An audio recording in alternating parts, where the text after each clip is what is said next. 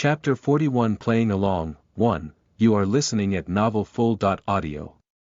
So, a few days have passed by and it is the 18th of March today.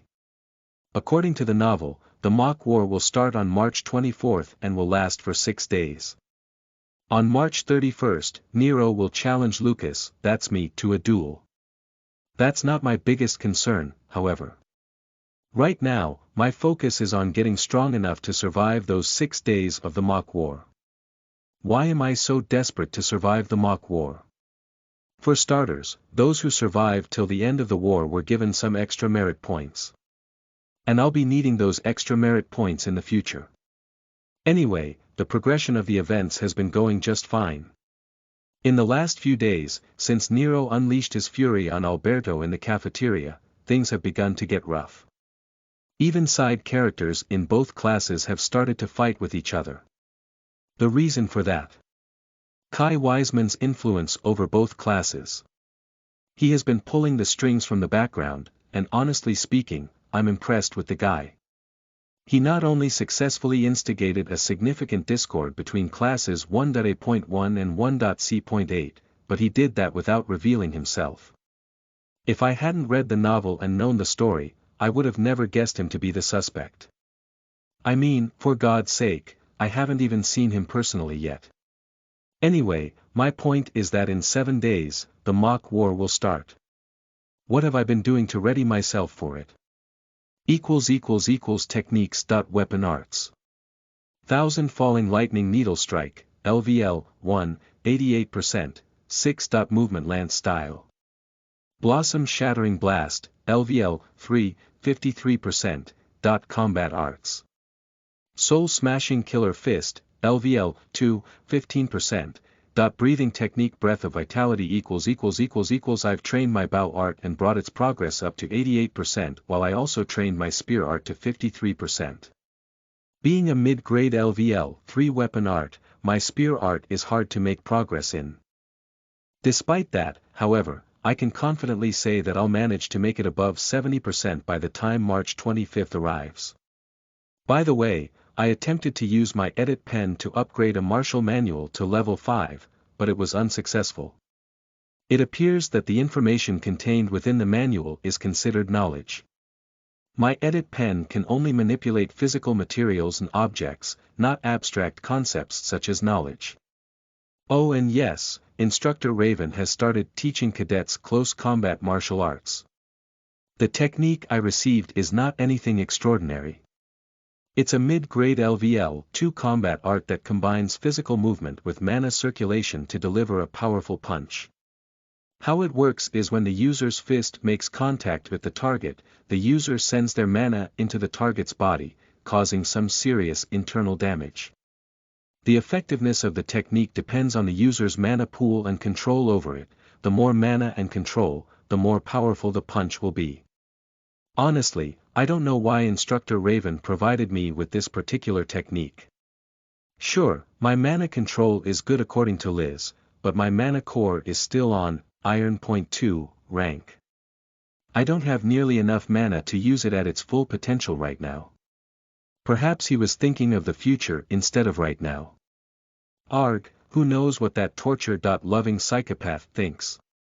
Anyway, right now, I am in a personal training gym. I've told you all about training gyms, right? There are 2 types of training gyms in the academy, public and private. It's exactly as it sounds. In a public training gym a cadet has to share space and equipment with other cadets. In a personal training gym, you get all the space and equipment to yourself. Moreover, personal training is dedicated to helping the user practice a specific weapon. For example, I was currently at a personal training gym that was made for snipers. I held my bow tight in my left hand and knocked an arrow on the bowstring. In front of me was a shooting range with 10 holographic moving targets. I drew back the bowstring and started coating my arrow in a thin layer of mana. Locking my aim onto a moving target, I gripped the bow tighter in my hand.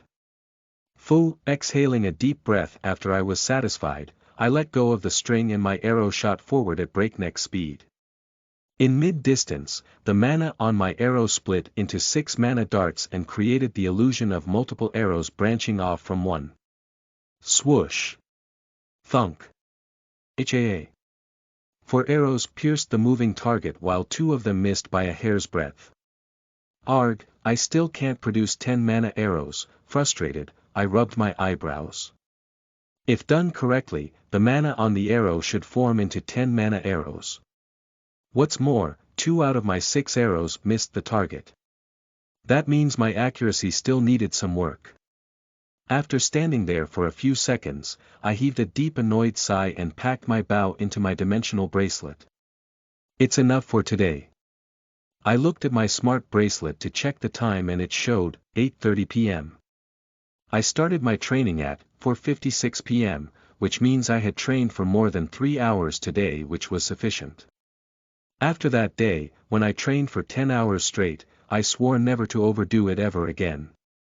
My limbs and joints were aching in pain the next day, cursing me for abusing them to their limits.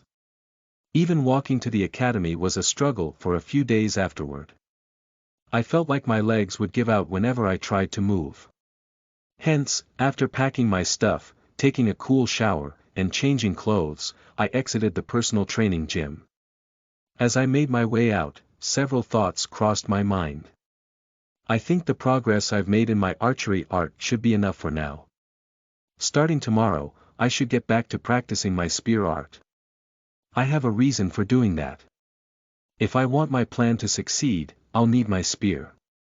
Yes, I do have a plan ready. You want to know my plan? Yeah, I don't think so. Let the mystery and surprise brew up. Anyway, as soon as I stepped out of the training room, I saw a black-haired girl also coming out from the personal gym next to mine. Who else could it be but Amelia?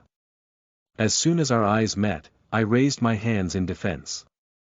Now before you take any wrong idea, let me tell you, I didn't follow you here, I said in the calmest tone possible, taking a few steps back ever so often. In reply, Amelia cocked her head in confusion and looked at me with a frown on her face and said, "Of course, I know that. This is one of 5 floors in Building 5 which features personal gyms for snipers." Wow, so she does have that much sense. Shrugging my shoulders, I uttered my greetings before walking past her. Well, good night then. Aha. Amelia nodded her head in reply. Yup, I can already see the difference in her behavioral pattern. Before, she used to give me only enraged and disgusted looks all the time. But lately, she's been a lot calmer. Oh, and, if you love your life, do not be late for tomorrow's unit test. As I walked past her, a cold, threatening voice reached my ears. I couldn't help but roll my eyes and say, sure. It's true that lately she's been a lot calmer. However, it's crystal clear that she still very much hates me. Honestly speaking, I'm growing more and more tired of her attitude. But then again, I kind of get why she hates me so much. After all, what Lucas did to her wasn't an action one could forget easily. Past cannot be changed. However, it can be overwritten. I will do something in tomorrow's unit test that will overwrite my past if I succeed. Anyhow, after taking a cab to my apartment complex, I started going over things that were going to happen in the future. For starters, tomorrow is unit practice. It was a joint test between classes 1.A.1 and 1.C.8 in which all units took part in. They will be asked to hunt down 4 specific mana beasts in the 5th District Forest. The first 4 units that'll complete the hunt will be claimed as winners.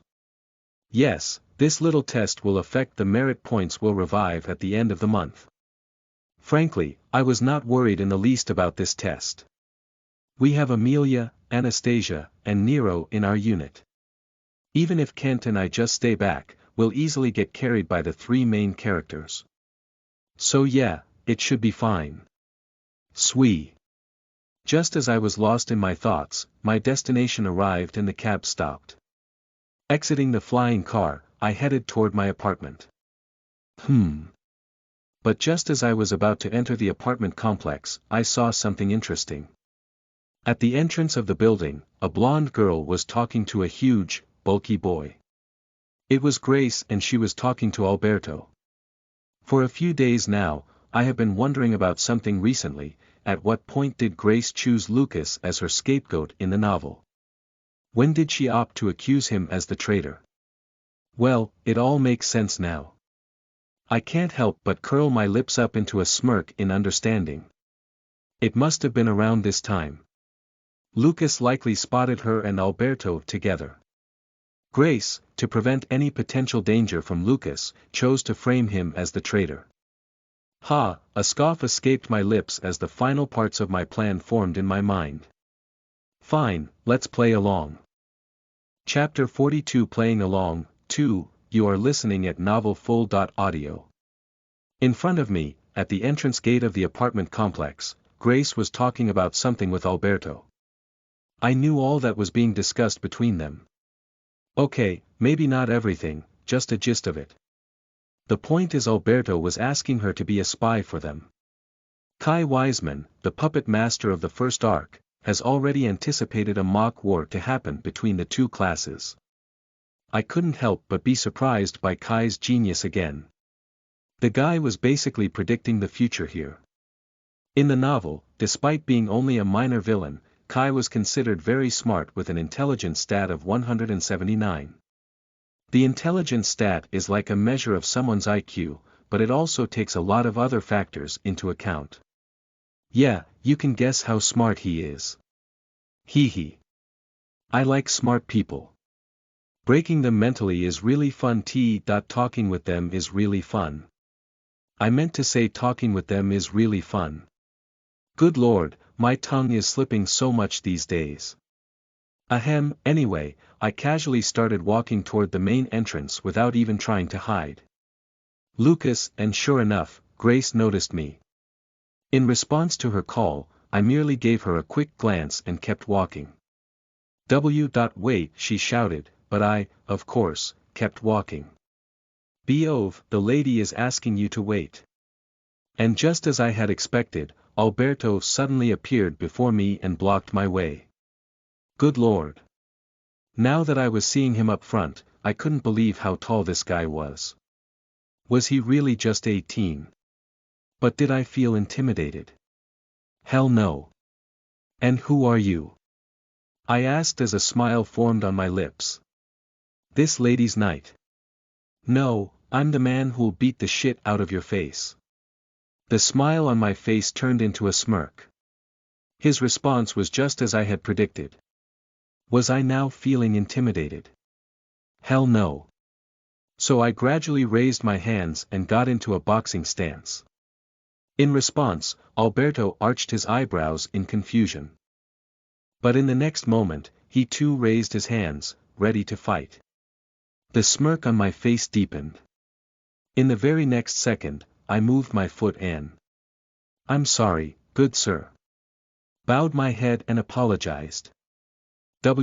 What? Even Alberto was confused by my actions. I raised my head and gave an amicable smile. I should have stopped when the lady had asked me to. My bad. Yeah. Ha. The poor guy didn't know how to respond. He was ready to fight me. It's not like fighting him would be a problem with my armor and my spear art. Unfortunately, I am not going to reveal my trump card here, especially in this stupid situation. A wise man once said, beware of indulging in battles for the show, for when you face a true adversary, they shall be left astounded by the depth of your might. That's why, for now I will play along. Lucas, with a sigh, Grace called out to me again. Did you hear anything? What were you guys talking about? No. I faced Grace and shook my head. I see, in reply, she closed her eyes. You can go. Okay, nodding my head, I quickly exited the scene and went inside the complex. As Grace watched Lucas fading back, a deep frown formed on her face. Are you sure about letting him go right then? Alberto asked the blonde girl. Of course not, she replied almost immediately. The way he acted, I think he hurt us. What do you want me to do? Should I go and beat him up? Grace couldn't help but roll her eyes at Alberto's suggestion. Does this man know nothing else but violence? And another thing she didn't like about him was that he always had to have someone telling him what to do. It was like he couldn't function without a master. That's the reason that despite being almost as strong as Kai, Alberto was working as his henchman. Yes, Grace herself was also working under Kai, but that was only to achieve her goal of gaining power. In a way, both Grace and Kai were very much alike. They both craved power and influence and were willing to do whatever it took to get it. Whereas Kai wanted to become the Cadet Council President, the King, Grace wanted the position of the Cadet Council Vice President, the Queen.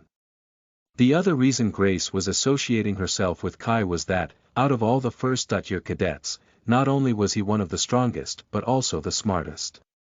In fact, she recognized the fact that he was even smarter than her, despite her valuing her own intellect very highly. Of course, he was very arrogant. She knew she could never tame him and make him her pawn due to his level of arrogance, so she decided to work for him instead by being a part of the young elites. For her, Kai Wiseman was nothing but a free ticket to her success in the academy. Grace, I asked a question. Should I go beat like a puppy? Alberto was waiting there for orders. But before he could repeat his question, Grace cut him off. No need, she said while rolling her eyes again. He's not a threat. For starters, no one would believe him even if he were to reveal our plan. But him exposing us could still make at least some cadets suspicious. At Alberto's response, Grace couldn't help but think to herself. For a dog who only knows how to follow orders, he does make some pretty logical arguments. Crossing her arms, she touched her chin as she said, "It's fine. I'll dispose of him before he can reveal our plan." Grace's calm and confident demeanor caused Alberto to agree passively by meekly nodding his head. Despite his intimidating physique, he was submissive toward her. The power dynamic between them was apparent. However, even though Alberto couldn't dispute her further, he desired to propose taking action against Lucas immediately. He wanted to neutralize him right here and right now. Since he came from slums, Alberto has lived his life by fighting on the streets. But soon he figured out he was not like other kids his age. He was tall and strong. He was physically gifted with brute strength. So to no one's surprise, he started using his monstrous brute strength to dominate the streets, and not long after, he made a name for himself. The rush of adrenaline he used to get while drawing the blood of his enemies was a feeling unrivaled for him. Over the years, he engaged in numerous fights and learned from both his victories and defeats and created his own empire, his own gang. Sure, they weren't the strongest in the city, but he and his 165 gang members were proud that they were at least the strongest in their area. Well, this belief of theirs shattered when one boy came knocking on their door, looking for a fight. His reason was that he wanted to beat up the person who dared to hit on one of his girlfriends.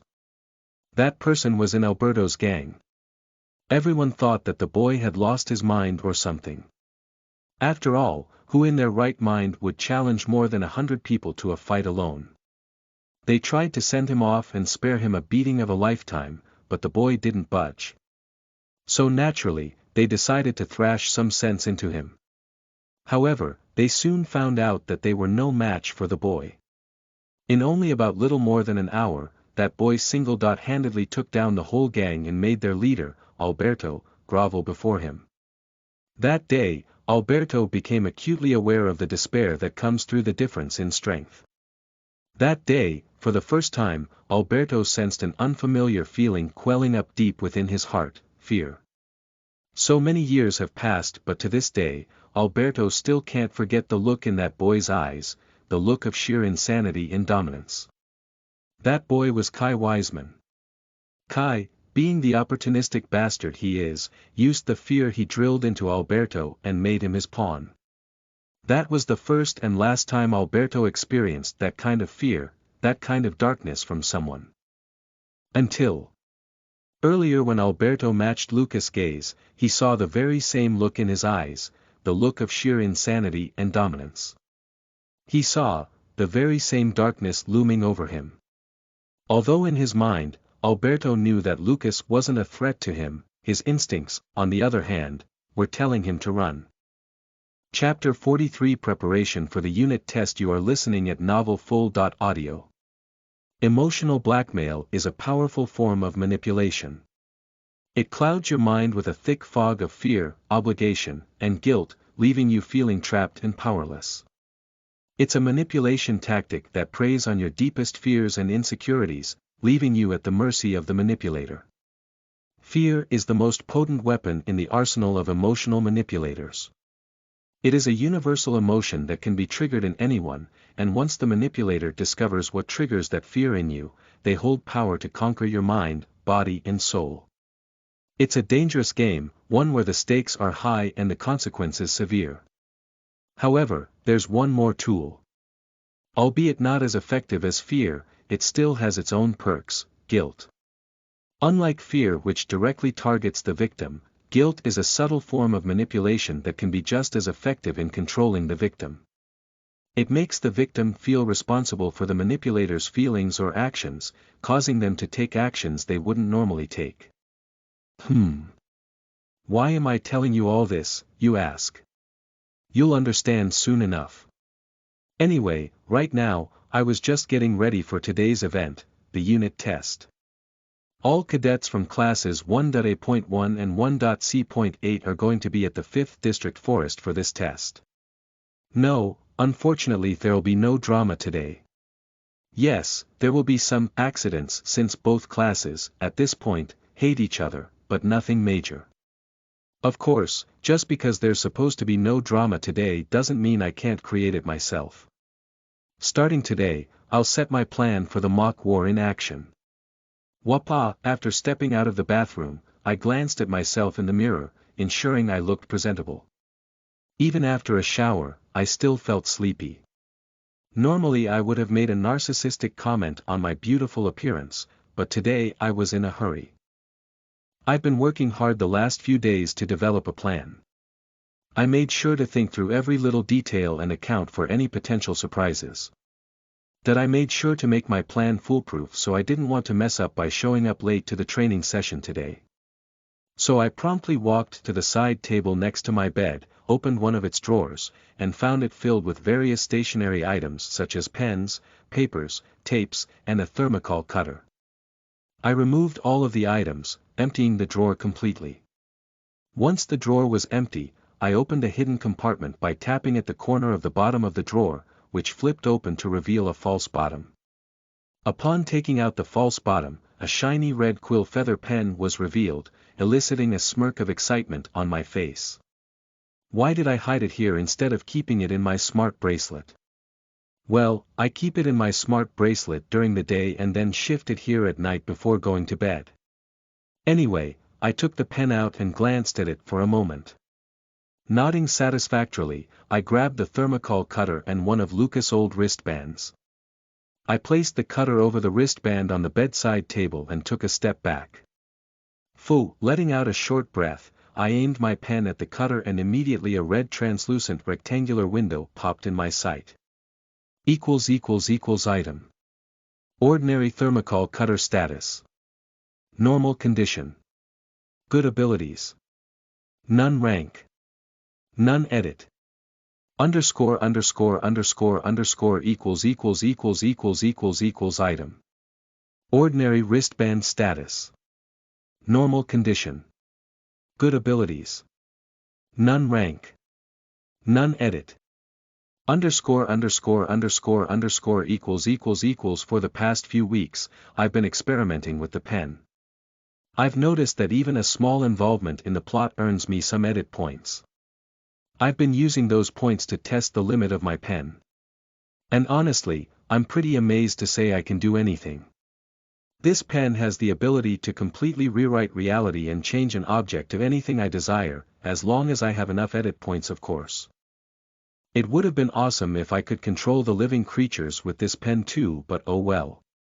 Even without the power work on living creatures, this pen was absolutely broken. With this pen in my hand, I can even combine two objects to make a new one. And that's what I was about to do here. I began moving my pen and started writing in the edit section of the two object status screens. Item. Ordinary thermocol cutter status. Normal condition. Good abilities. None rank. None edit. Become an automatic retractable hidden blade. Item. Ordinary wristband status. Normal condition. Good abilities. None rank. None edit. Become the strap of the hidden blade. One more thing that I've discovered about the pen is that if I have a clear picture in mind of what I want the object to look like after the edit, I can be as vague as I want and I would get exactly what I want. Finalize your edit for a total of 14 edit points yes/no. Suddenly, another red translucent screen appeared in my vision. Arg, 14 edit points. That's nearly everything I have. Touching my chin, I contemplated for a moment or two before finally gritting my teeth. Tisk, fine, clicking my tongue in frustration, I tapped on the yes option on the translucent screen. In an instant, the cutter and the wristband started glowing in a brilliant white light, forcing me to squint my eyes in discomfort. In a second, however, the light subsided and I was able to look at the object in front of me. There it was, a retractable hidden blade. I have always been a fan of the hidden blades from a game I used to play during my childhood, as I found it very cool. So ever since I transmigrated into this world, I desired to have something like that for myself. And here it is. After only a few days of coming to this world, I've acquired a hidden blade for myself. Now all that's left is to create a group of assassins and make this weapon our trademark. Mwahaha. Kidding. I'm obviously kidding. Anyhow, I quickly picked it up and, with sparkling eyes, wrote it on my right wrist since my smart bracelet was already on my left. Oh, the wristband had transformed into a black leather brace that extended along half of my forearm. The blade was hidden within the leather material and I discovered it was securely encased in a metallic sheath. To release the blade, I closed my wrist and gave it a swift flick. Click. I heard the sound of the spring mechanism deploying and instantly, a narrow steel blade emerged from the leather brace. Cool. It was so cool. Kaya. Ahem, coughing to hide my overly excited face, I quickly calmed myself down. I need to focus. This isn't the time to fawn over a new toy. Shaking my head, I retracted the blade back and wore the Academy's first-year red and black tracksuit, hiding the blade by covering it with my jersey's long sleeve. Okay, everything was ready. I should start going now. But before I could even walk a step, I remembered something and halted my steps. Instead of leaving the apartment, I walked towards my wardrobe and opened it. Inside, I found a collection of 47 luxury watches in the lower compartment. Arg, a frustrated sigh escaped my lips as I thought of something. Fine, I said to myself and took out one of those watches before putting them in my smart bracelet's dimensional storage. Now, let it begin. Chapter 44 Unit Test 1. You are listening at novelfull.audio. You're late. I told you not to be late. Calm down, Amelia. The test has yet to start anyway. Still, he's late. As soon as I arrived at the entrance of the 5th District Forest, I saw around 200 cadets from 2 classes standing in 4 neatly formed lines. Amelia was the first to spot me and she immediately began scolding me. Kent was the only one who spoke in my defense and tried to calm her down. I'm only 5 minutes late. What is her problem? Ignoring her barking, I leisurely started walking toward my unit. In my previous world, around the year 1998, author Robert Greene wrote a book called 48 Laws of Power. I will not get into details, but it was a guidebook on how to acquire and maintain power in personal and professional relationships. Although many laws were outlined in the book, one of them was what came to my mind when I found I had transmigrated as Lucas Morningstar on my first day in this world. So much depends on your reputation, guard it with your life. Reputation is the cornerstone of power. Through reputation alone you can intimidate and win. Once it slips, however, you are vulnerable and will be attacked in all directions. You should make your reputation unassailable. Always be alert to potential attacks and thwart them before they happen. Meanwhile, learn to destroy your enemies by opening holes in their own reputations. Then stand aside and let public opinion hang them. That's what you should do in an ideal situation. However, my situation is far from ideal. Before I came here, my reputation was already sabotaged by the previous owner of this body that I am currently in. You can see where my ruined reputation has put me. Even in my own unit, no one likes to have me around. Amelia, obviously, has a grudge against me. Nero is distant towards me. Anastasia speaks to me but with a guarded attitude, as if ready to attack me if I make one wrong move. With a slightly better reputation, my undeniable charm would have been a powerful weapon for me, effortlessly drawing valuable pawns to my side.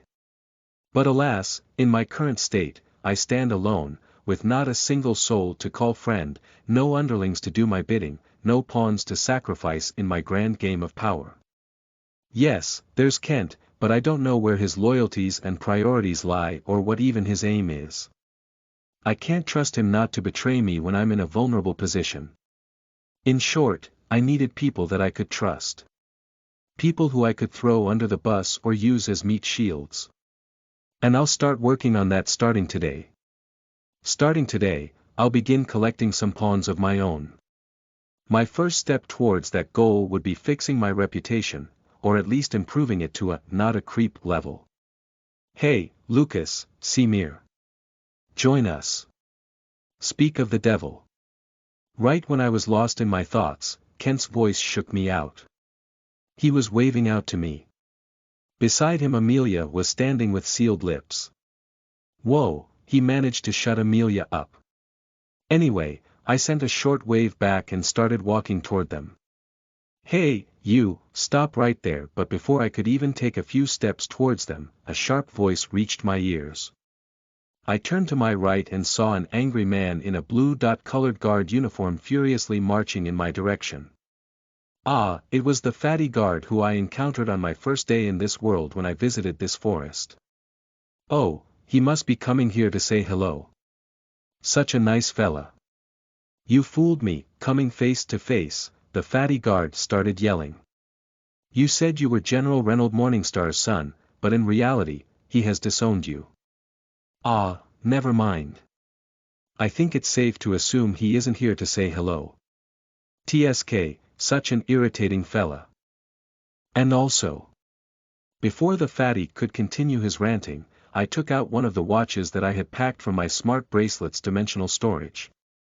Without waiting, I grabbed his hand and placed my watch in his palm before whispering in an almost inaudible tone.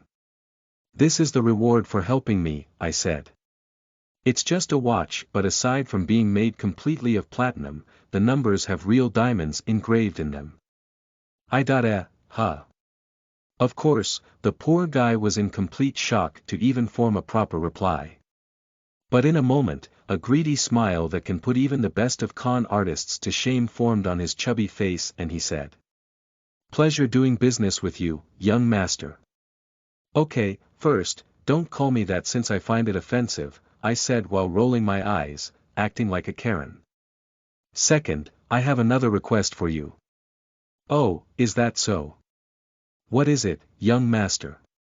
Did this piggy bastard ignore me? Me. Ha, exhaling a short sigh, I began explaining my plan to him. 5 minutes later. I can't do that, young master, with a sweat-covered forehead, the fatty guard waved his hands and spoke in a shaky tone. My job will be at risk. Rolling my eyes as I had already expected this, I threatened. Oh, and what about when I tell the cadet council about how you allowed me to enter the forest when I wasn't even an official first-year cadet? You even accepted a bribe from me. Will your job still be safe then? B. But it was you who lied. Before the fatty could continue arguing, I cut him off and started speaking. Listen to me, piggy. The worst I'll receive as punishment will be some increment in my training time. While you, on the other hand, will lose your job. My math is weak, so you tell me, who's at a loss here? That I am. Yes. Now, if you help me, I'll reward you with 10 more watches like the one I gave you. If you sell them all outside this city, you'll get anywhere between 7,300 to 8,000 credits. That's equivalent to your 6-month salary. As I said, my math is weak, so you tell me, who's in profit here? 10 more. Wrong answer. I asked, who's in profit here? I am, young master. I am. Good, I'm glad you understand. So do as I said and I'll see you get rewarded handsomely. Like before, the poor guy could only meekly nod his head as I walked past him to join my unit. What the hell was that? As soon as I joined my unit between the lines of cadets, Amelia jumped at me with suspicious eyes. What? Startled, I replied in confusion before finally understanding what she meant. Oh, that. He's a friend, so I was saying hello, that's it. No, I saw you handing him something. What was that? Amelia refuted before shooting another question. Oh, good lord. She's annoying. Leave it, Amelia. Nero chimed in from the front. Yeah, give the guy a break, Kent said, wrapping an arm around my shoulders. No, that was definitely something suspicious. If he doesn't tell me, then I'll directly go ask that guard, humph. Flicking back her raven black hair, Amelia was about to walk over to the fatty guard when I suddenly spoke up. Good lord, Amelia. It was nothing suspicious. His son's birthday was coming up, so I just gave him my present. I said as I rolled my eyes again. Ha! You! As if I would believe that. Why would a self-centered, narcissistic trash like you care about anyone else other than yourself? Amelia spat out while giving me a ridiculing look. No one from our unit stepped up and stopped Amelia from speaking like that to me, not even Kent. These guys were supposed to have my back out there on the battlefield. Yeah, right. Honestly speaking, I was fed up with them and their attitude toward me anyway. They only talk to me when it's convenient for them. The other times, they avoid me. I know what Lucas did in the past was unacceptable, but why the fuck would I need to suffer this crappy treatment for his actions? I was just done. For the last few weeks straight, I've been noticing people giving me looks like I was some kind of trash. I bet other noble kids have done something much worse than what Lucas did in the past. But all their actions were covered so they could walk with their chin up high. What right do people like them have to judge me? What right does anyone have to judge me? Why would I, a wolf, need to concern myself with the opinions of sheep like them? See, now he's not replying. I'm telling you he did something suspicious. Let's go talk to the guard. Lucas, just tell her what you handed to that guard. Nero looked at me with distant eyes, advising me. Yeah, Lucas. Don't drag the matter. Anastasia too joined in from the front of the line. Bro, just tell her at this point. No need for an argument. Kent said, patting my back. Meanwhile, I, who had been silent till now, finally parted my lips to say. Didn't I already tell her? I gave a gift for his son's upcoming birthday. And I said, I don't believe you. Amelia barked. Lucas, I won't tolerate it if you are trying to cause any trouble for our unit. I'll forget you helped us during the mana training assignment. Nero, with a narrow-eyed look, openly threatened me. Letting out a deep breath, I merely shrugged my shoulders. If you all don't believe me, then go ahead and ask the guard what I handed to him. After a few seconds of silence, Amelia uttered, Fine, I'll go ask. But before the black-haired girl could start walking, from the front of the crowd of cadets, Instructor Liz and the homeroom instructor of Class 1.C.8 announced loudly, "Attention, cadets. A wolf pays no heed to the meaningless opinions of sheep. He alters their perception, and with it, seizes control, reigning supreme over the very creatures who once dared to judge him." Chapter 45 Unit Test 2, you are listening at novelfull.audio. Attention, cadets. Instructor Caroline Gray, the homeroom teacher of Class 1.C.8, addressed a crowd of cadets who were standing in orderly lines. She had chest-length light brown hair that was curled at the bottom with bangs on the right side, purple eyes, and a slim but well-endowed figure. Standing in front of the entrance of the forest, Caroline shouted, "I am aware that both of your classes have been engaged in a dispute for about a week now. As instructors, it is not within our purview to involve ourselves in the affairs of cadets. Therefore, I will not address that issue. However, it has been arranged that all units from both classes will participate in a joint unit test today. I expect all of you to conduct yourselves in a professional and respectful manner during this session." Nodding to her fellow instructor's words, Liz continued the explanation by outlining the rules of this test. The rules for this unit test are as follows. Participants will receive descriptions of 4 specific mana beasts through their smart bracelets. The first 4 units to hunt any of these beasts will be declared 4 winners. Additionally, units can also hunt other mana beasts they come across. The unit with the total mana beasts hunted will earn 5th place. In short, to win, you either need to hunt the 4 mana beasts that you'll be provided the description of or kill as many other mana beasts as possible. Entering the inner forest is prohibited and hurting other cadets, no matter their class, is not allowed. The session will end once the 4 designated mana beasts are hunted. Got it, cadets? Yes, ma'am. To Liz's explanation, every cadet present here replied in unison. Good luck, said Liz. Best of luck, Caroline joined in. And do not fret if you find yourself in a perilous situation.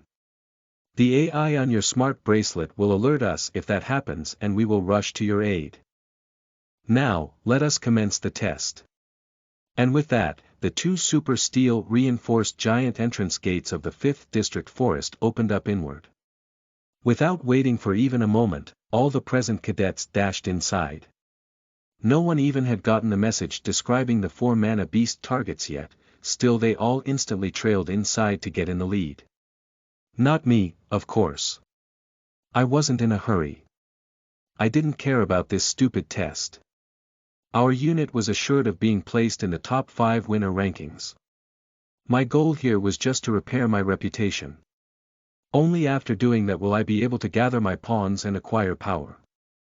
In this academy, no.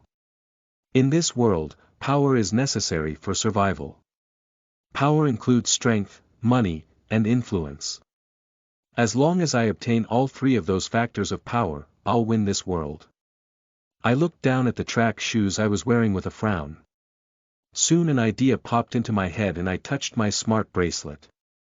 Swee! A soft white light flashed in my hand and an object materialized in my palm, a red dot-colored quill feather pen.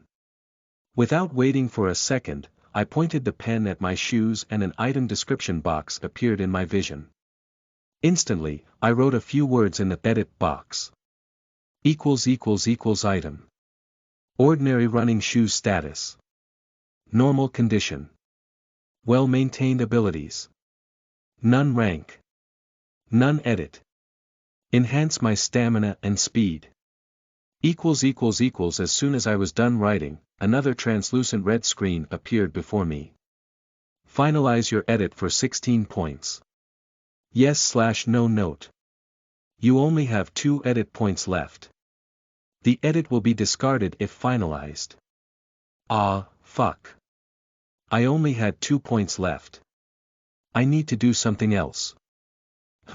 Maybe I should add a time limit. That ought to decrease the edit cost. My hand started moving again, the nib of my red pen writing in the air. Item. Ordinary running shoes status. Normal condition. Well-maintained abilities. None rank. None edit. Enhance my stamina and speed for 1 hour. Finalize your edit for 8 points. Yes/no note. You only have 2 edit points left. The edit will be discarded if finalized. It worked. But it still wasn't enough. To make my edit happen, I kept on trying until I succeeded in decreasing the cost to 2 points. Item. Ordinary running shoes status. Normal condition. Well-maintained abilities. None rank. None edit. Enhance my stamina and speed for 30 minutes. 1. Time usable. Finalize your edit for 2 points. Yes/no. I quickly clicked on yes and my track shoes were instantly enveloped in a bright white hue. The edit was completed. I could feel it. But just to make sure, I opened the status of my track shoes one last time. Item. Relic running shoes status. Normal condition. 1. Time usable abilities. Enhance the user's stamina and speed for 1 hour. Rank. Iron edit, activate. Enhance my stamina and speed for 30 minutes. 1. Time usable. Since I added an ability to my shoes, they evolved into a relic. This is the thing I've noticed. The lower the rank of the relic I want to modify, the fewer edit points I would have to spend on it.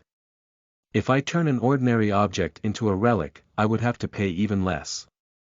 For example, if I try to perform edit on an ordinary object, I would have to pay much fewer edit points compared to if I try to do the same on a relic. This one time, I tried to modify my armor but it showed me that I had to pay 6,000,000 edit points. Yeah, it was that expensive. Well, then again, my armor is a divine, ranked relic so it's understandable. Lucas, come. Suddenly, a loud worried voice shook me out of my thoughts. I looked up and found the figure of a blue-haired boy standing at the entrance gate. And by the way he was huffing and puffing, I think he had come back to get me after going into the forest. I should get going. Chapter 46 Unit Test 3, you are listening at novelfull.audio. Hey man, I'm sorry by the way, Kent said, scratching the back of his head sheepishly. Sorry. For what? I asked, confused. You know, I should have said something when Amelia was, he replied, avoiding eye contact. But before he could complete his words, I cut him with a shrug. It's fine. We aren't that close anyway. We walked in silence for a moment, the only sound being the crunch of leaves under our feet as we made our way through the dense woods. Fortunately, we came across the rest of our unit pretty quickly. Everyone except Anastasia was huddled under a towering tree. The thick canopy provided much needed shade from the sweltering sun, and the sturdy trunk offered a good resting spot. There you guys are, Nero waved at us with a wide smile. Honestly, I cannot read this dude. One moment he's quiet and cold, the other he's grinning and acting normal. I bet he must have slowed Kent down, pointing at me, Amelia accused.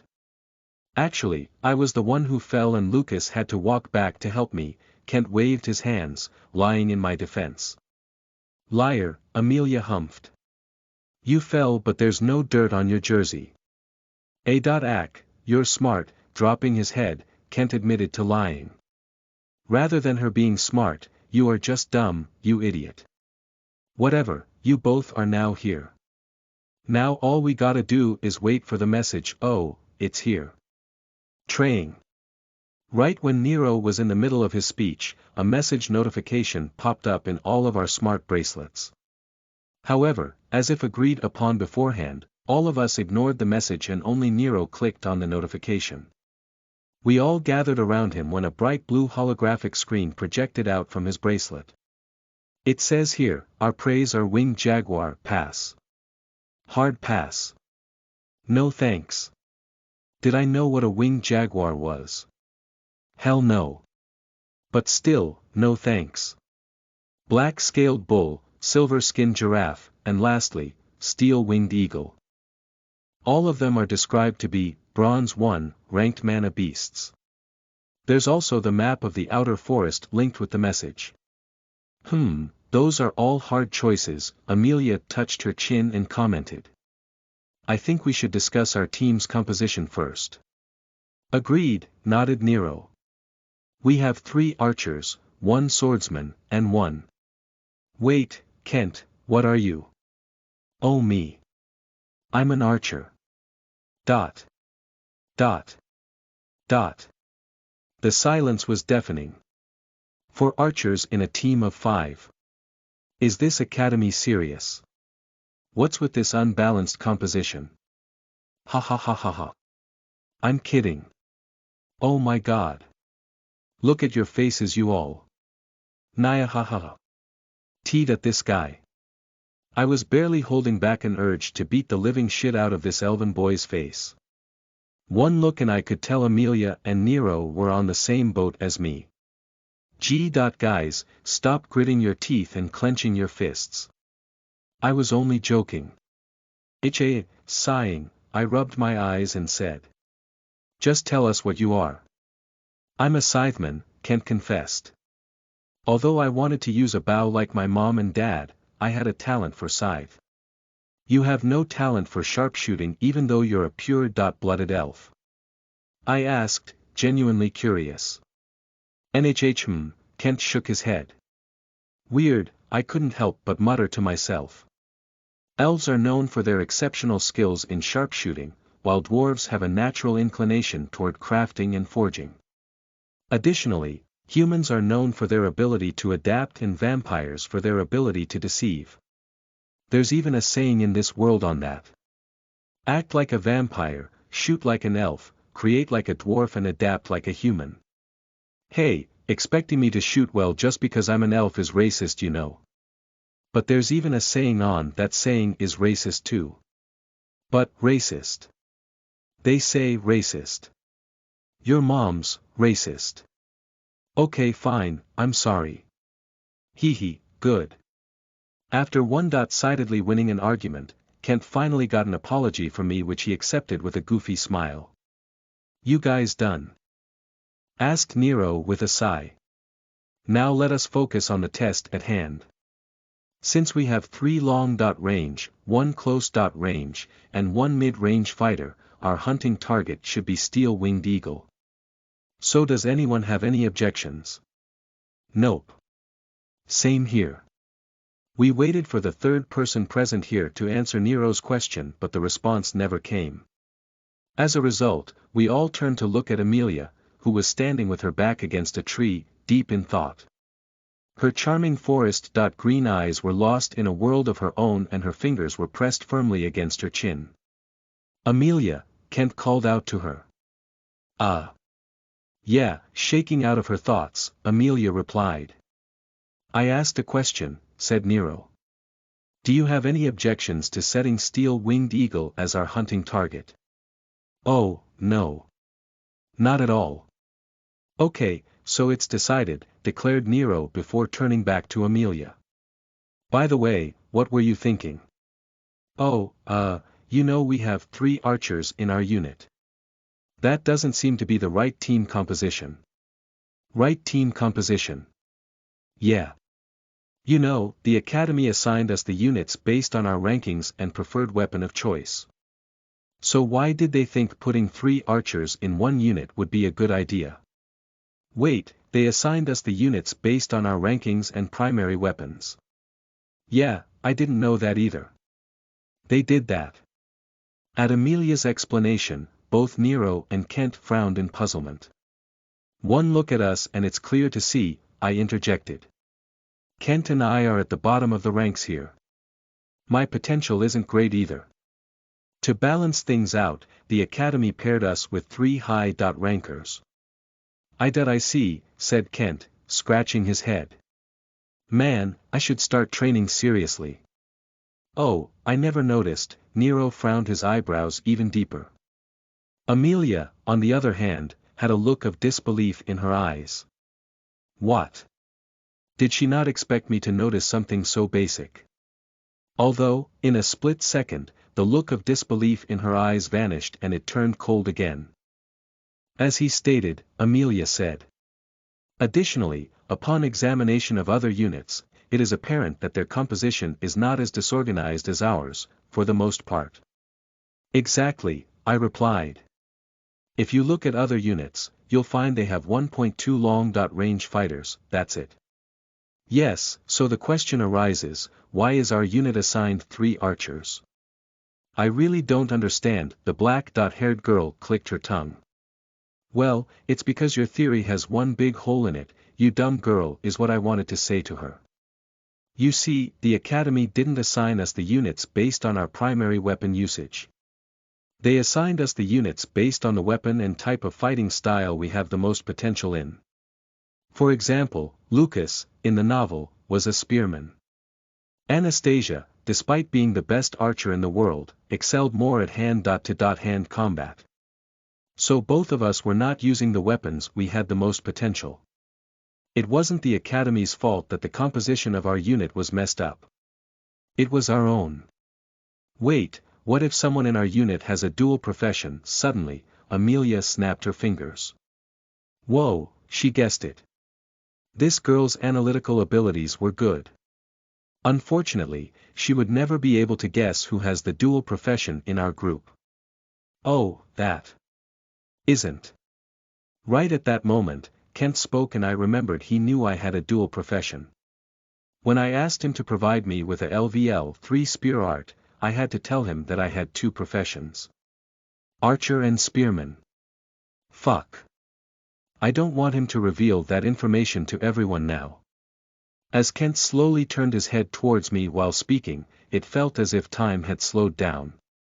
I also turned my head to look at him, and through my eyes, I conveyed to him the message to stop talking. No. No. No, you idiot. Stop talking. That isn't Lucas, huh? Oh. He stopped. He stopped talking. He took the hint. I gave him a hint and he took it. This guy can take a hint. What? Isn't Lucas what? Amelia frowned. Oh. I was saying, isn't Lucas looking kinda pale? What? Really? I asked while touching my face and putting on an act. This heat will be the end of me. What? How does that relate to the topic we were discussing? The black-haired girl spoke in a ridiculing tone. Step. Step. Step.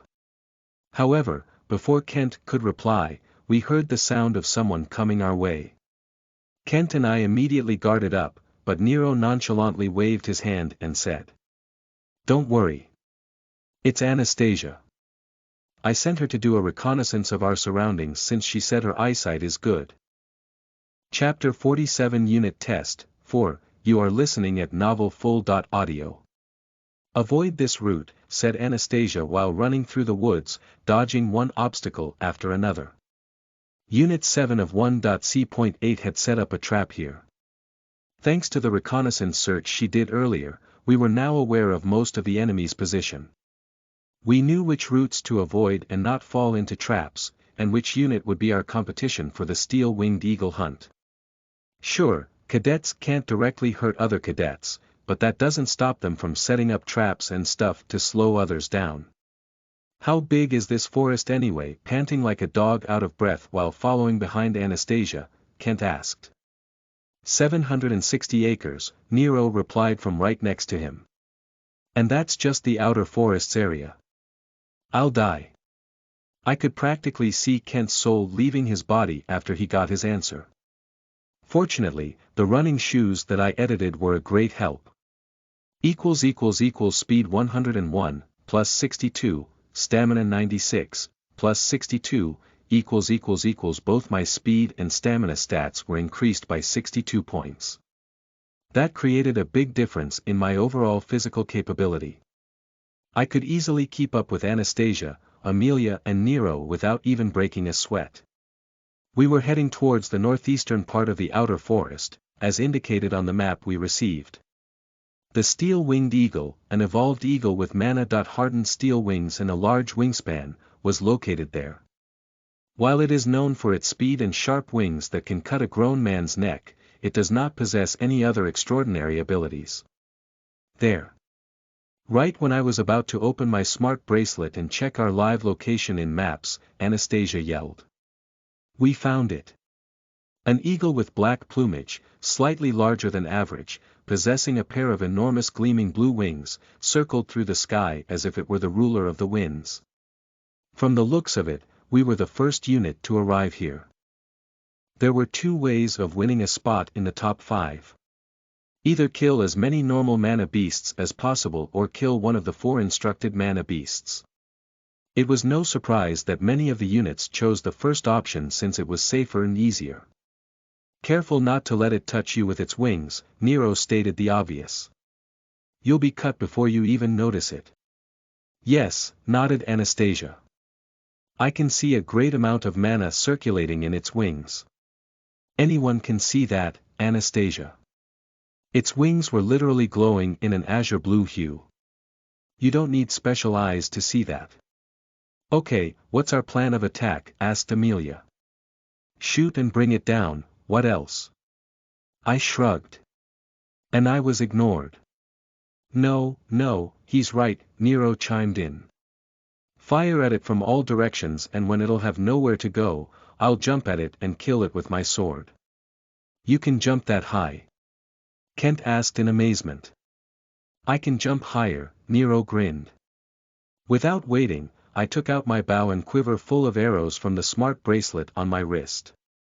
Slinging the quiver on my back, I took out an arrow, coated it in a thin layer of mana, knocked it on my bow and aimed it at the flying eagle. Both Amelia and Anastasia quickly got into motion too.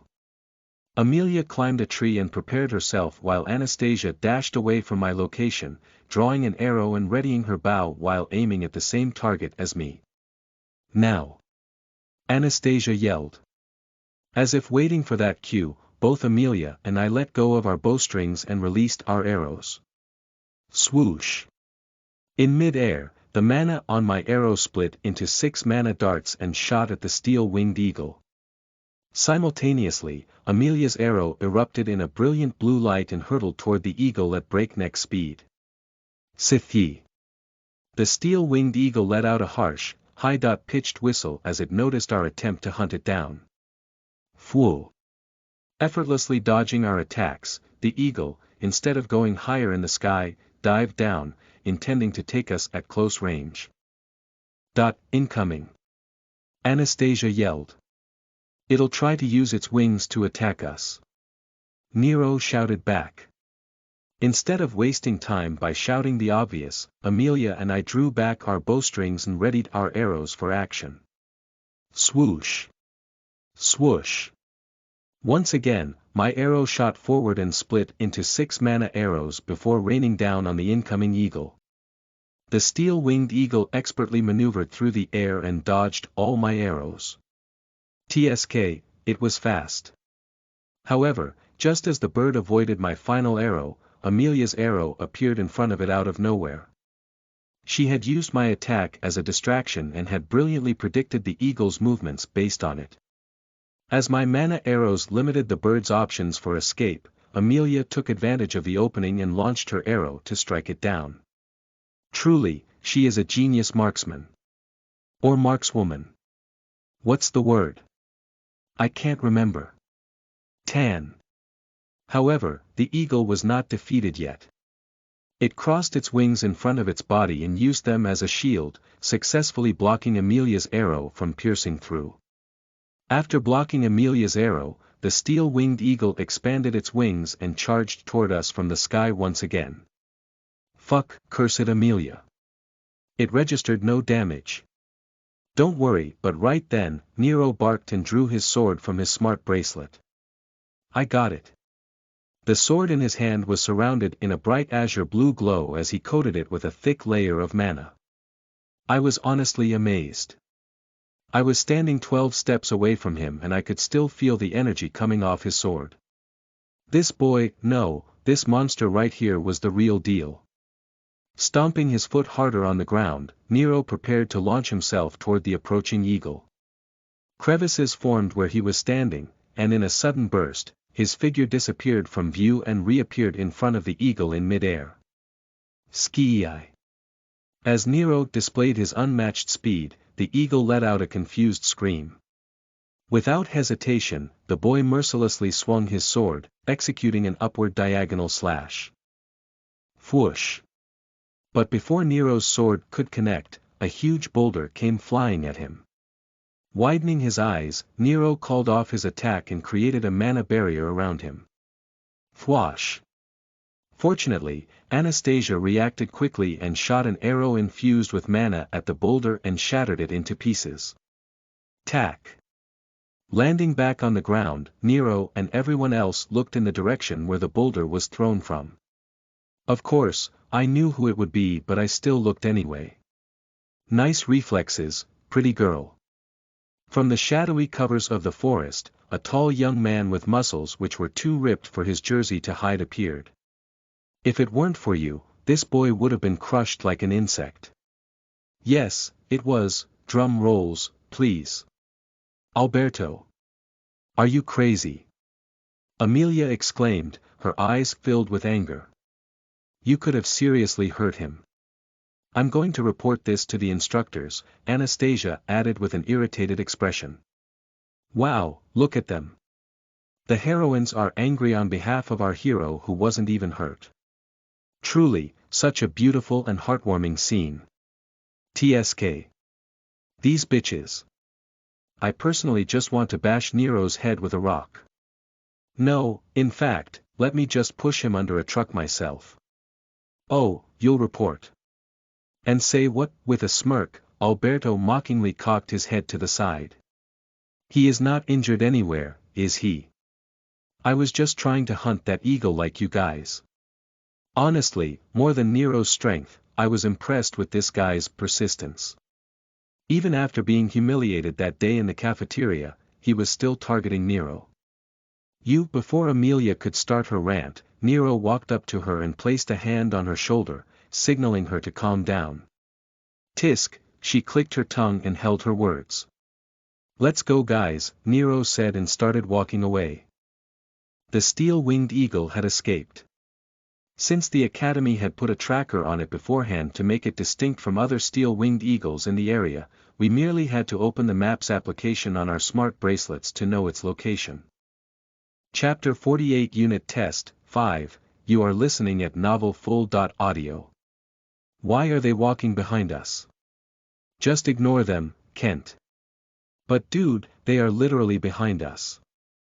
As we paved our way through the forest, Kent talked about Alberto and the 4 members of his unit following us. Nero asked him to ignore them, so we kept walking. Wapa, I was getting bored. I've done nothing but eat and sleep since I came to this world. Sure, I've been doing some intense training for the last few weeks, but that's it. I wanted something challenging. Something life-threatening.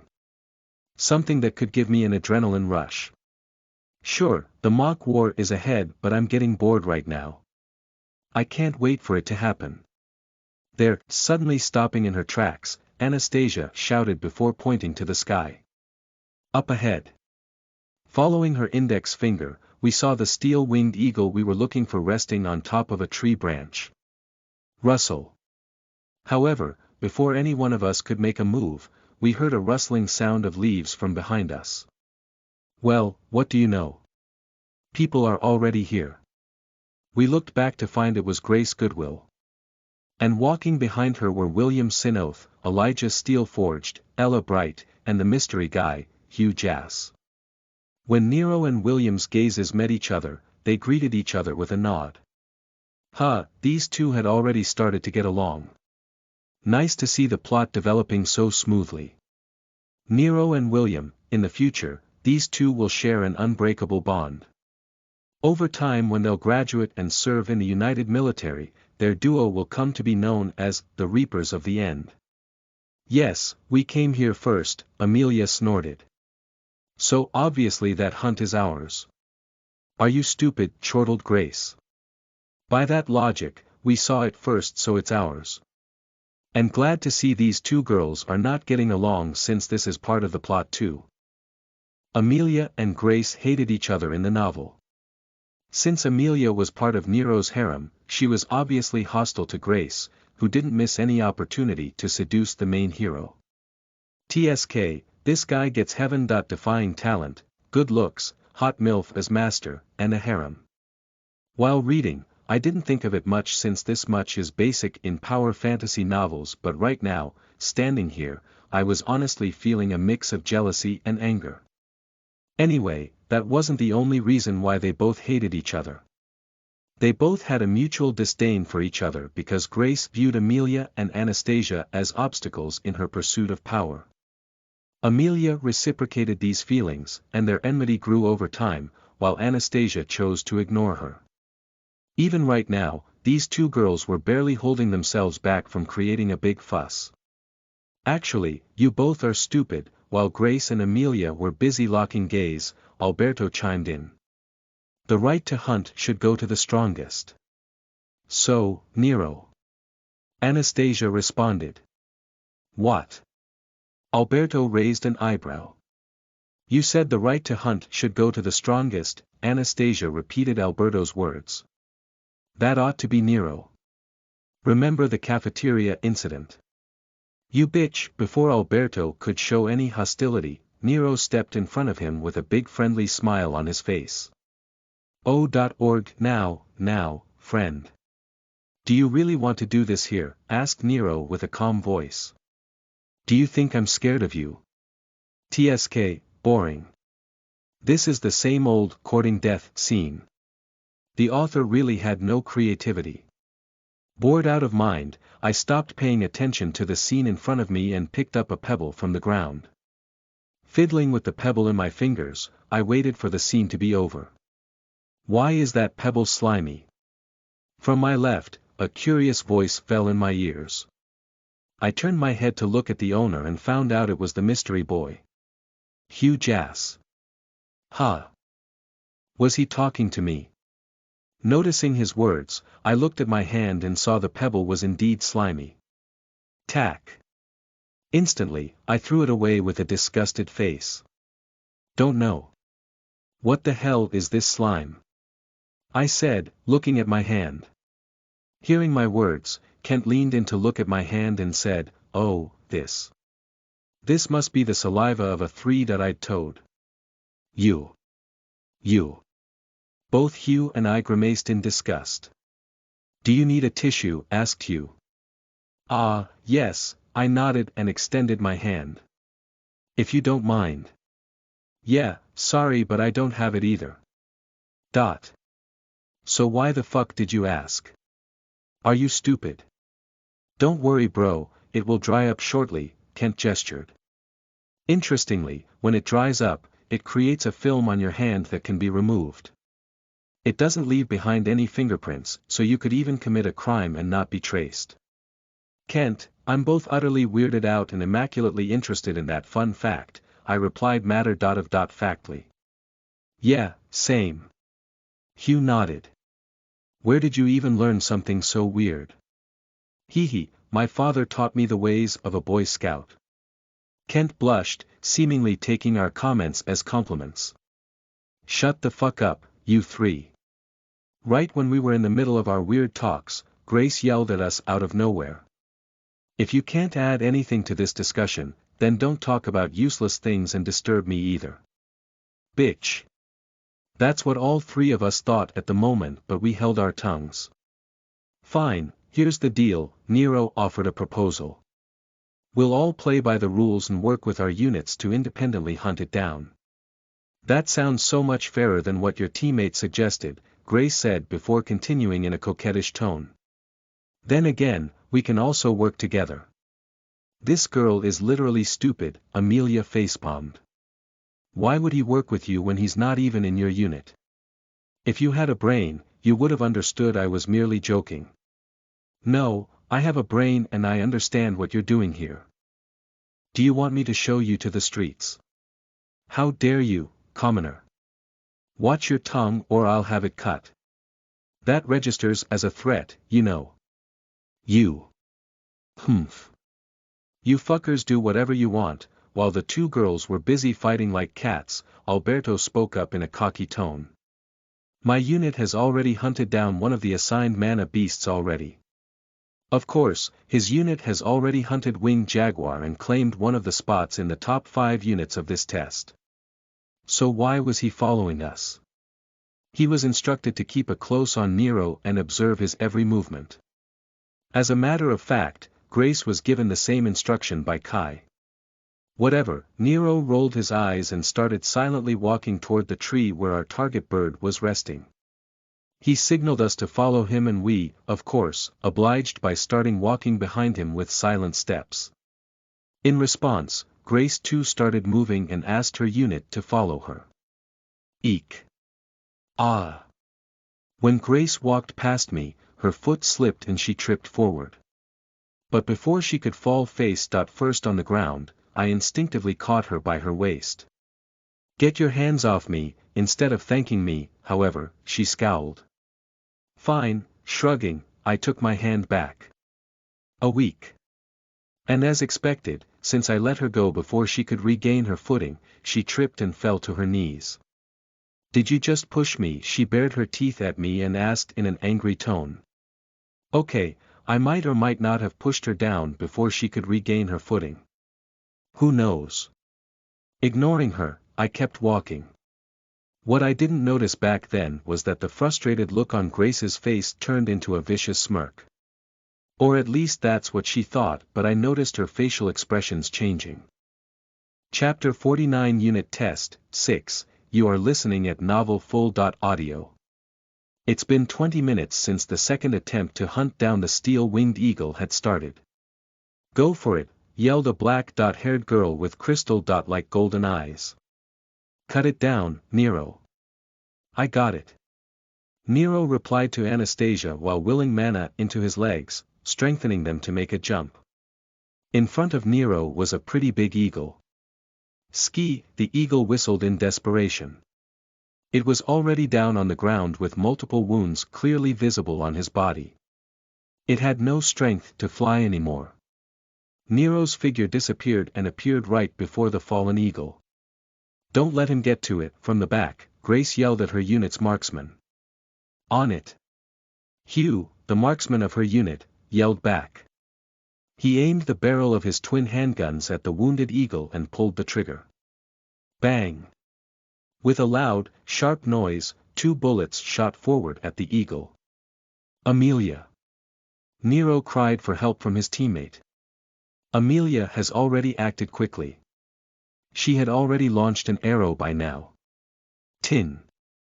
With deadly accuracy, the arrow Amelia shot collided with the 2 bullets and deflected them easily. Wapa! While all that was happening, Lucas casually stood under a tree, enjoying the shade being provided by it, and watched the ongoing hunt from afar.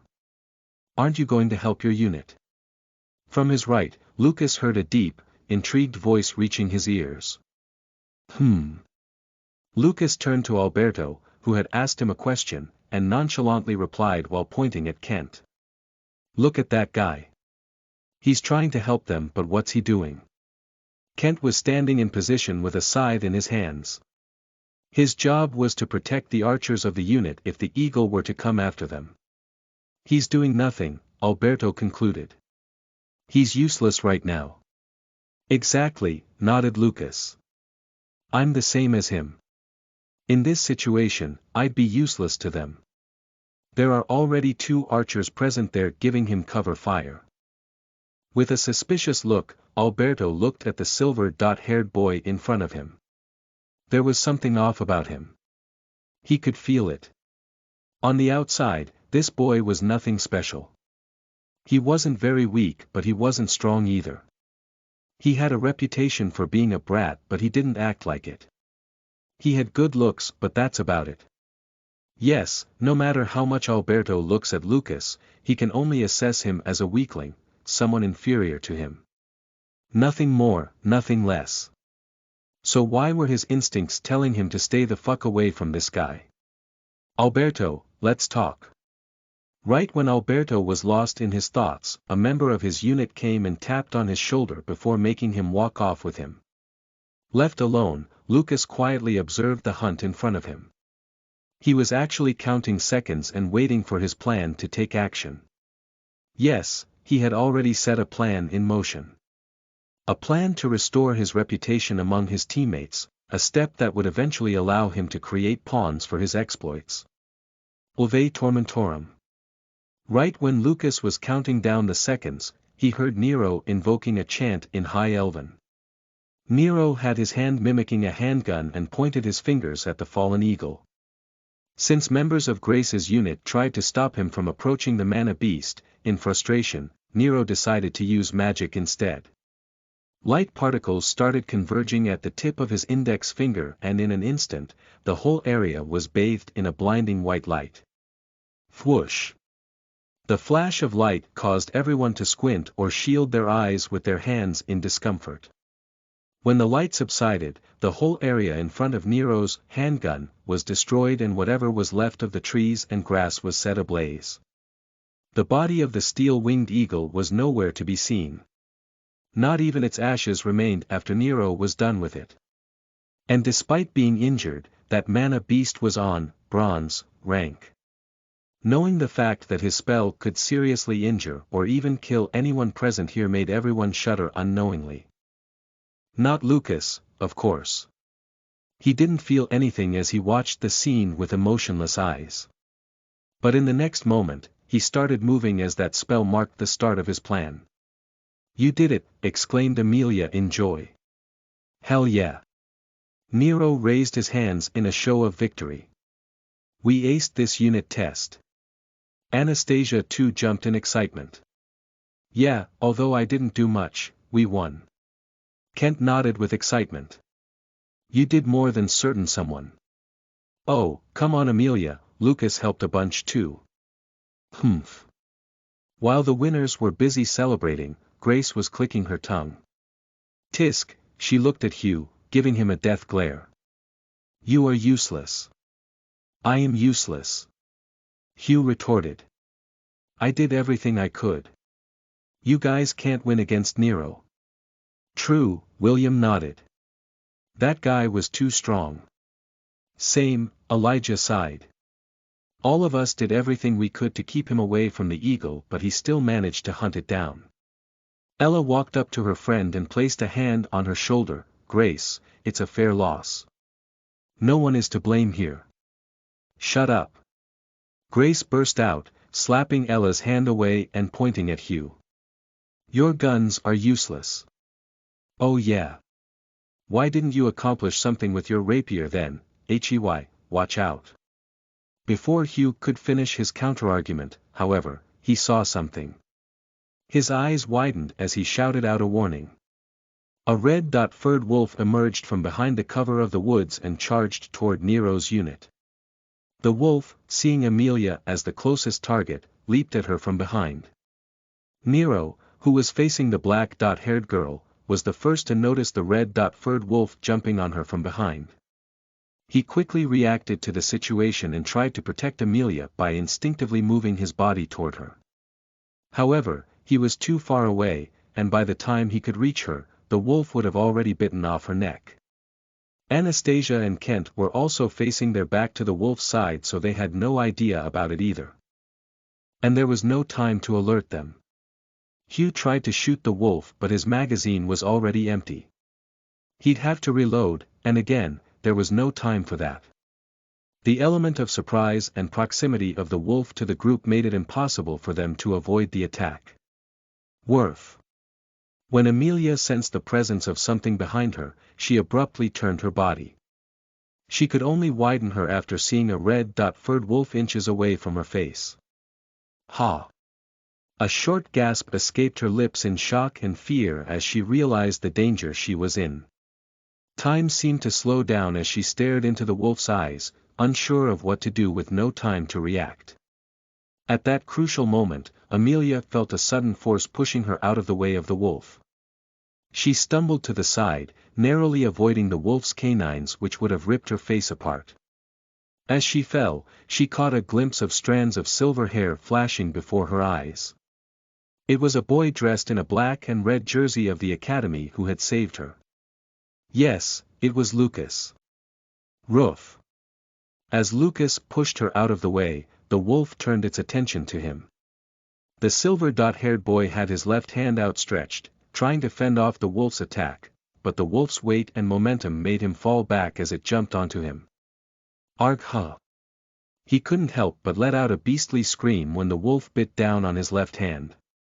However, he was prepared for this. Click. Flicking his right wrist, a hidden blade extracted from below the sleeve of his jersey which he used to stab the red-furred wolf right around its jaw. Splurt. Bang. Swoosh. Almost instantly, a bullet pierced the wolf's skull, killing it immediately. But as if that wasn't enough, Nero swung his sword and cleaved off its head. "Are you all right, Lucas?" Nero shouted with genuine concern for the boy who had risked his own life to protect one of their teammates. Lucas. "Hey, man, hey." Kent too rushed to his side with a face full of worry. "He's losing consciousness. I'm calling the instructors," Anastasia announced before tapping on her smart bracelet. "Is he okay? What happened? What was that?" BDNVLDM Grace's unit came to the scene of the incident too. But Lucas was already closing his eyes. The red-furred wolves, also called venom wolves, had neurotoxins in their teeth that could paralyze their target, and it was taking effect. Amidst the commotion, Amelia was left stunned. With a lost look on her face, she sat there, utterly confused. Why did he save me? Did he really save me? Those were the only thoughts echoing in her head. Despite the clear evidence, she couldn't believe what had just happened. Lucas, on the other hand, while losing consciousness, mustered all his strength to move his hand and point his finger at some people standing in the distance. They were Alberto's unit and they were watching the scene in confusion. Despite clearly being present there, they did nothing to provide any kind of help. It was. It was them. They did this, with the very last ounce of his strength, the silver-haired boy whispered before his consciousness drifted into the darkness and his hand dropped on the ground. He had done his work. His plan was a success and now he would rest and watch the results he had wanted to create unfold. Chapter 50 Let it begin. 1. You are listening at novelfull.audio. And since matter can't be created, according to the law of conservation of matter, we all are as old as the universe since we too are created from matter. What are you trying to say, Kent? I'm trying to prove a point. So what if she was a minor? Dude, EW. Get the fuck away from me. Joke. I'm joking. It's been 3 days since the incident in the 5th District Forest. All I would like to say is my reputation has improved a lot. And by lot, I actually mean a lot. Nero has been talking to me without that distant look in his eyes. Anastasia has started to put down her guard around me. Amelia has been awfully quiet in front of me, which is a very good thing since I don't need to listen to her annoying voice and remarks anymore. And Kent is Kent. By playing the sacrificial hero, I showed them how much I had changed. Sure, I didn't need to do something so dramatic as to let a fucking wolf bite me, but hey, I was really getting frustrated by their behavior. Not to mention how many edit points I got by pulling that off. 57 edit points. Can you believe it? Although their behaviors didn't undergo a complete transformation, they ultimately aligned with my plan to a significant degree. You're confused. Oh, yeah, I never revealed my plan, did I? Well, by now even the dumbest of you must have understood what I did. But for the sake of those who didn't grasp the plot yet, I'll explain. In short, of course. Remember the fatty guard? Yeah, so basically, I bribed him and shared with him my live location. Then I asked him to come to my location in exactly 57 minutes and bring a low-ranked venom wolf along. I instructed him to release the wolf right after he saw a bright light, which would be Nero's spell, and make the mana beast attack Amelia. The guard had the ability to compel low rank mana beast, so for him to make the wolf target a specific person and attack them wasn't a difficult task. I knew everyone would be distracted at that time, so it'd be the perfect time to create trouble and play the hero by solving it. Yes, I calculated everything. I had foreseen the encounter with Alberto and Grace's unit, the inevitability of Nero using magic, and even the specific spell he would likely cast to hunt the steel-winged eagle. After that, all that was left for me was to calculate everything by the minute, and I was done with orchestrating a perfect plan. And do you know what's funny? This unit test event was skipped in the novel as the story directly jumped to the mock war arc. That means the unit test was only briefly mentioned and not much information was provided about it in the novel, so I had to make do with what little information I had. And even then, I executed a plan that not many would have been able to come up with in my situation and perfectly pulled it off. Sometimes my own genius scares me. What did I lose? My left hand and 10 watches from my collection. What did I gain? Restoration of my reputation, chaos and drama. What's the chaos and drama in it? You see, the Academy dismissed the Venom Wolf's attack as an unexpected, unfortunate accident.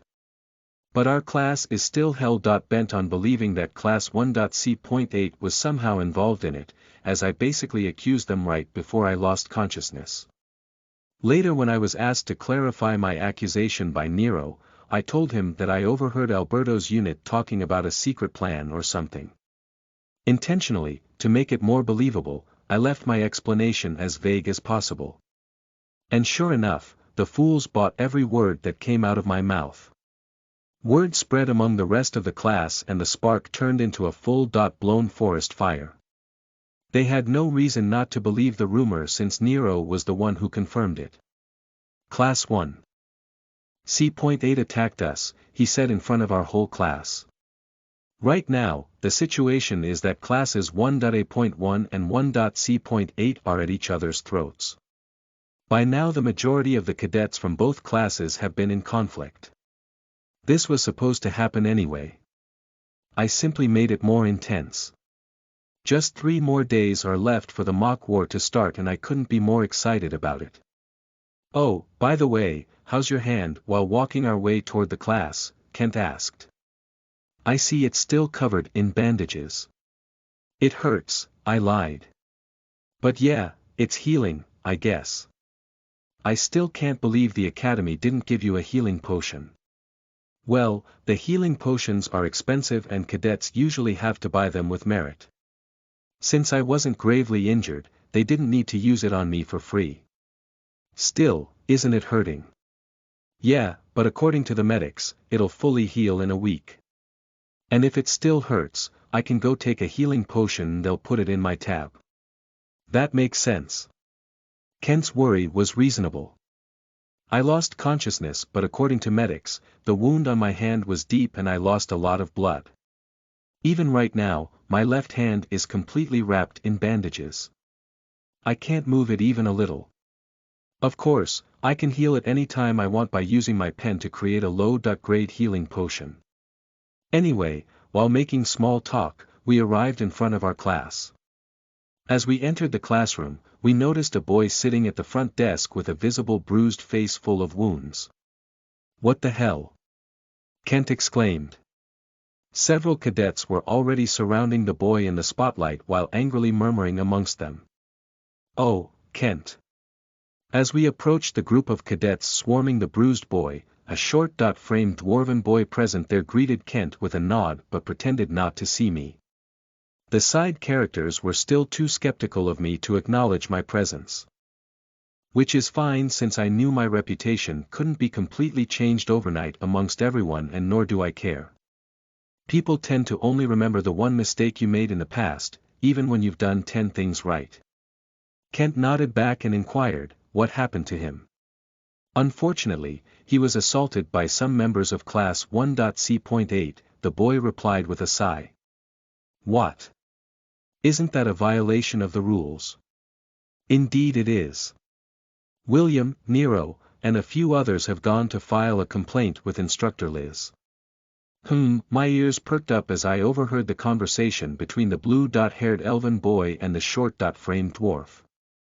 My mind instantly raced as I turned to look at the boy who had allegedly been beaten by the cadets of Class 1.C.8.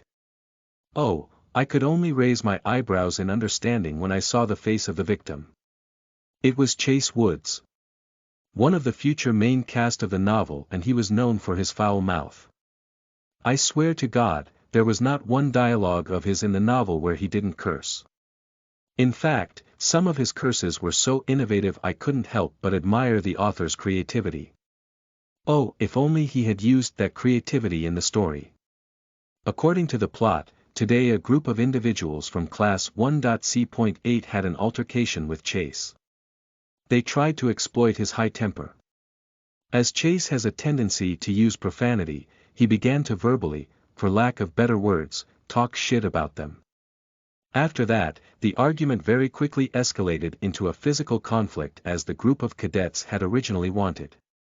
Since one can't use magic spells and martial arts against a fellow cadet unless, in a duel or combat exercise, Chase had to fight them the good old way, hand to hand without using mana. It's not hard to imagine how he got his ass handed to him after that. Sigh. Keep in mind guys, you should never fight against a group alone. If you've ever been put into that situation, run, beg or do literally anything else you can to avoid it. Unless you're a masochist and you like pain, of course. Ahem. Anyway, after he was beaten shitless, the patience level of Class 1.A.1 reached its limit. And as a result, the mock war was declared to occur between the two classes in the following 2 days. Whatever, sighing, as if all this had nothing to do with me, I took a quick glance at the beaten and bruised boy. That looks painful, Anastasia calmly approached Chase and carefully touched his swollen face. Are you sure you don't want to go to the infirmary? As Chase stared into Anastasia's deep, golden crystal-like eyes, he felt a sense of calmness washing all over his body. The pain and aching he was feeling in his body disappeared for a moment and he felt utter tranquility. Only when Anastasia shook him and repeated her question did he finally come back to his senses. No, I'm fine, he said, stuttering. I want everyone to see what those fuckers did. Well, you should still get it checked though, Anastasia persisted. I let out a contented sigh and made my way to my seat next to the window now that my interest had been fulfilled. The plot was progressing as it should be for now. That little gesture of worry and concern from Anastasia sparked an unknown yet warm feeling in Chase's heart. Over time, he began to feel envy toward Nero for his constant proximity to Anastasia, which ultimately drove him to improve himself and gain strength. Unfortunately, his fate was just to be one of the sidekicks of the main hero. In the end, his strength wasn't enough. In the end, he died protecting Nero from the members of Spider in Volume 3. In the end, he wasn't strong enough. TSK, poor guy. Didn't get the girl and didn't get a proper ending. Although, if he had been alive during the final war, then maybe, just maybe, the United Military wouldn't have suffered so many casualties. Anyway, all that doesn't matter to me. When that time comes, Nero will deal with it. As I've told you all before, I can't do anything regarding that matter. But, instructors can't intervene in disputes between cadets unless it's a matter of life or death. This is one of our academy's policies. In front of a crowd of cadets, a woman with the darkest shade of violet hair and matching eyes stood. Calmly, she tried to reason with the angry crowd of cadets. As soon as Liz entered the class, everyone swarmed her and began to request her to issue some kind of punishment against the group of cadets of 1.C.8 who ganged up on Chase. Then what should we do? Fight back. Because if we were to do that, you know as well as me, I will not hold back. They have been on our back for days now. Nero, who entered the classroom right behind Liz, voiced his frustration, to which Liz only facepalmed before suggesting, "Go to the cadet council." However, You must have a solid proof ready if you wish to have the council involved. Look at him, Nero pointed at Chase, whose face was still swollen and bruised. That is proof enough. Yeah. This is really getting out of hand now. Such antics should not be forgiven. Following Nero's speech, several other cadets from the crowd began to express their own opinions. It is really not, Liz shook her head and the crowd silenced. Bruises and wounds can easily be dismissed as self-harm. Then you all will be charged with defamation and attempted slander instead. As she finished speaking, the cadets present were left silent. They couldn't argue with her reasons. Despite clearly being in the wrong, they had no definite proof against Class 1.C.8. Alright, now that everyone understands, please gather at the training gym for the first class, said Liz, before leaving the classroom. Once she was gone, the murmuring among the cadets broke out once again. Tisk, Chase got up from his seat and clicked his tongue. I don't care. I'll beat those motherfuckers myself. Chase, calm down. Nero yelled, clearly annoyed by the situation himself. If you do that, you'll give them one more win. So what should I do? Chase slammed his fists on his desk. Those bastards. If only I'd used mana, I would have reshaped their faces. Chase, as I said, calm down, Nero repeated. Doing that would accomplish nothing. Yes, Chase. He's right. Let's not be hasty and make the wrong decision. They really are crossing the line here. Others surrounding Chase started to calm him down. After a long pause, he finally nodded his head. Fine, he spat out, his eyes filled with anger and frustration. However, before he could utter another word, a chill crept through the room, sending shivers down the spine of every cadet. Suddenly, the temperature started plummeting as if a door to the Arctic had been flung open. The classroom was enveloped in bone-chilling cold, causing everyone to hug themselves for warmth, their breath visible in the freezing air. Clomp. Clomp. Clomp. L.C. In that eerie moment of that sudden cold and confusion, she made her appearance.